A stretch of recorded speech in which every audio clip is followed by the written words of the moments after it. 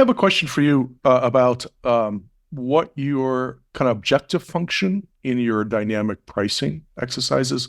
Like, what are you trying to maximize? Is it revenue? Is it some sort of utilization? Is it some sort of long-term revenue? So what are you kind of learning when you're wiggling the price around for, two customers that look very much alike? Yeah, what we're optimizing for is basically long-term value of the property for the owner, which then implies on our end the long-term revenue of the property. And the reason I say long-term value of the property for the owner is that you have to look at each property on an individual basis, where if it's a property with parking, but it's also retail and office and residential, you can't just jack up the parking rates, because then you're going to piss off the office tenants and the retail tenants and their customers and the residential tenants, right? So it's about for them looking at the holistic picture of how are we going to maximize the long-term revenue of this property, and looking at every case on a case-by-case basis to do that.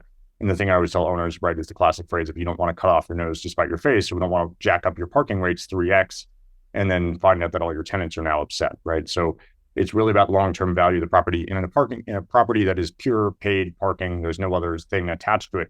Long-term value of the property is still a good indicator of that, because really for long-term revenue to be healthy there, you could triple rates in month one, and then now you've increased your revenue by 3x for the first month. And then the question is, are people going to keep coming back, or are they going to be turned away because now your rates are not competitive for the area, or because you're just charging so much that people are disincentivized from parking there? So it really is about long-term revenue. And there's a lot of metrics that go into that about retention of drivers, the rates that are being paid, how long people are parking for, the enforcement rates, things like that, that flow into that. But it really is about like long-term sustainability of the revenue that we're increasing. Because we've run experiments before where to find the optimal price, you inherently have to go a little bit past where you think you should be. And then you start to see what is the point of diminishing returns on that price that you're now charging. And so, we've seen in our experiments that you can see, hey, at this point, this price point, that is when you start to see all the downstream metrics take a negative hit, even though you are getting more revenue. So you need to dial it back to this range that is actually the optimal range. But it sounds like all your experiments are sort of kind of short run, and they're measuring like a short run price response.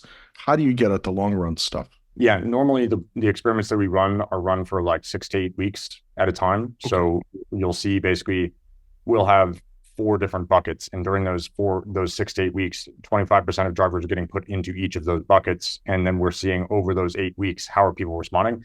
And the other thing I'll point out is that once you get put into a bucket, we then are like keeping you in that bucket. So you'll always get shown that rate. So over those 8 weeks or over the long term, we'll see which rates you were being shown and compare that versus the control group that exists. So we're always comparing against some sort of control group. So when we take over a parking facility, say they were charging $4 an hour before, up to $30 for the day, that's the control group. So 25% of people are going to get shown that rate.